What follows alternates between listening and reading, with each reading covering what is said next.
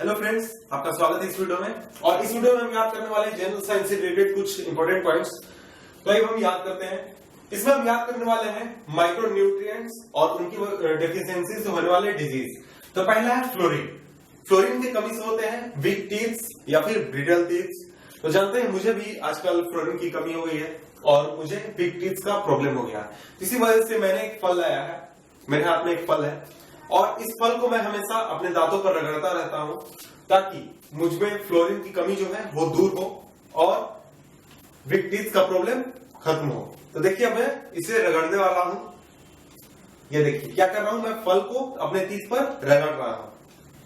फल फ्लोरीन, फल से हम याद करेंगे फ्लोरीन, और मैं अपने टीथ पर इस फल को रगड़ रहा हूं ताकि मेरे जो वीक टीथ हैं वो मजबूत हो और मेरे दांतों में फ्लोरीन की कमी दूर। तो फल से याद करेंगे फ्लोरीन, फल से फ्लोरीन, फल से फ्लोरीन। ये देखिए, मैं सोच रहा हूं कि किसी तरह से मेरे दांत ठीक हो जाते हैं इस फल को रगड़ने की वजह से। फल से फ्लोरीन, और मैं क्या कर रहा हूं, अपने टीथ पर रगड़ रहा हूं फल को, और इसी से याद करेंगे फ्लोरीन की डेफिशिएंसी से होते हैं वीक टीथ। इसके बाद है क्रोमियम। तो जानते हैं, मुझे आजकल क्रोमियम की भी कमी हो गई है और जिसकी वजह से मेरे शरीर में इरेगुलर मेटाबॉलिज्म हो गया है। तो मैं डॉक्टर के पास गया था और डॉक्टर ने मुझे प्रिस्क्राइब किया है कि मैं आजकल ऐसे वैसे नाश्ते छोड़कर मैं नाश्ते में कार खाना शुरू करूं। तो इस कार से हम याद करेंगे क्रोमियम, कार से क्रोमियम। तो मेरे शरीर में क्रोमियम की कमी है जिसके वजह से इरेगुलर मेटाबॉलिज्म मुझे हुआ है। तो आजकल जानते हैं, मैं नाश्ते में 3-4 कार ले लेता हूं, दोपहर के खाने में 2-3 कार और रात के खाने में 5-6 कार। तो इस कार को खाकर मैं अपने शरीर में क्रोमियम की कमी दूर कर रहा हूं ताकि मुझे जो इरेगुलर मेटाबॉलिज्म है वो बीमारी खत्म हो। तो कार से याद करेंगे क्रोमियम, कार से क्रोमियम, और मुझे बीमारी हुई है इरेगुलर मेटाबॉलिज्म। कार से क्रोमियम, क्रोमियम इरेगुलर मेटाबॉलिज्म, मुझे इरेगुलर मेटाबॉलिज्म की बीमारी है क्रोमियम की डेफिशिएंसी की वजह से, और मैं इस कार को खाकर उस क्रोमियम की डेफिशिएंसी को खत्म कर रहा हूं। और इसके बाद हम देखते हैं कोबाल्ट। कोबाल्ट की कमी से होता है एनीमिया। तो इसे हम याद करेंगे विटामिन B12 से। विटामिन B12, इसका केमिकल नाम होता है सियानो कोबालमिन। तो हमने आपको विटामिन के वीडियो में याद कराया था कि विटामिन B12 का केमिकल नाम होता है सियानो कोबालमिन, और विटामिन B12 में पाया जाता है कोबाल्ट। ये भी एक बहुत इंपॉर्टेंट पॉइंट है कि विटामिन B12 का कंस्टिट्यूएंट क्या है, तो वो है कोबाल्ट। तो इस सियानो कोबालमिन को हम पढ़ेंगे सियानो कोबाल्टमिन, सियानो कोबाल्टमिन। तो जब आपको एनीमिया रोग हो, यानी कि आपको कोबाल्ट की कमी हो, तो आपको कौन सी दवा दी जाएगी? आपको दी जाएगी विटामिन B12। यहां मेरे हाथ में एक दवा है जिसमें सियानो कोबालमिन मेन कंस्टिट्यूएंट है, और इसी से हम याद करेंगे कोबाल्ट एनीमिया, क्योंकि सियानो कोबालमिन में कोबाल्ट होता है, और इसे हम पढ़ेंगे सियानो कोबाल्टमिन, सियानो कोबाल्टमिन।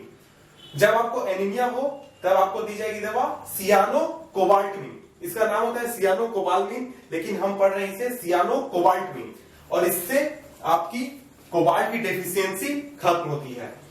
इसके बाद हम देखते हैं मैग्नीज। मैग्नीज के इम्बैलेंस से होता है irregular growth of bones. Manganese की इम्बैलेंस से इरेगुलर ग्रोथ ऑफ बोन्स। तो जानते हैं, मुझे मैग्नीज की भी कमी हो गई है, इम्बैलेंस हो गया मेरे शरीर में मैग्नीज का, और इसके वजह से मेरे जो बोन्स हैं उनमें इरेगुलर ग्रोथ हो गया है, यानी कि irregular growth of bones.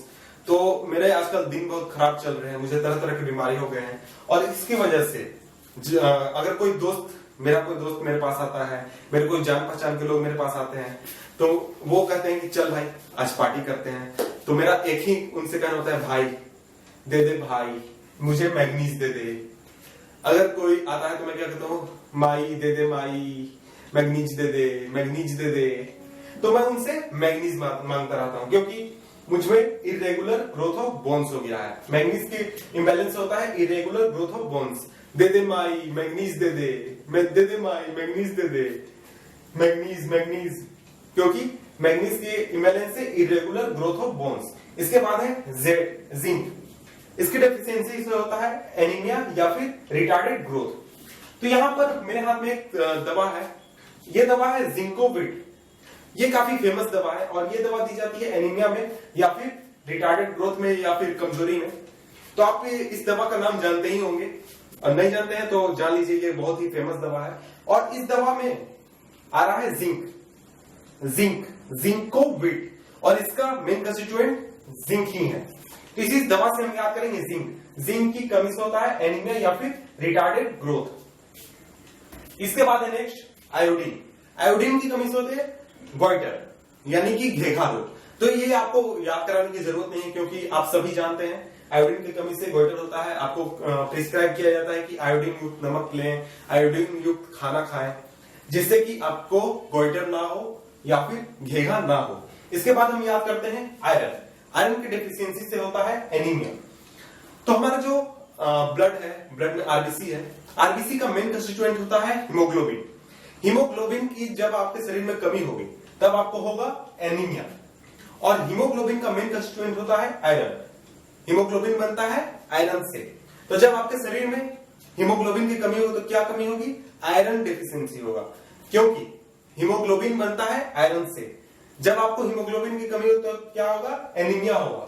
Haemoglobin की कमी से एनीमिया होता है, और हीमोग्लोबिन की कमी होती है आयरन की कमी की वजह से, क्योंकि हीमोग्लोबिन बनता है आयरन से। तो इस तरह से रिलेट करके हम आसानी से याद कर सकते हैं हीमोग्लोबिन से आयरन और हीमोग्लोबिन से एनीमिया, हीमोग्लोबिन से आयरन और हीमोग्लोबिन से एनीमिया।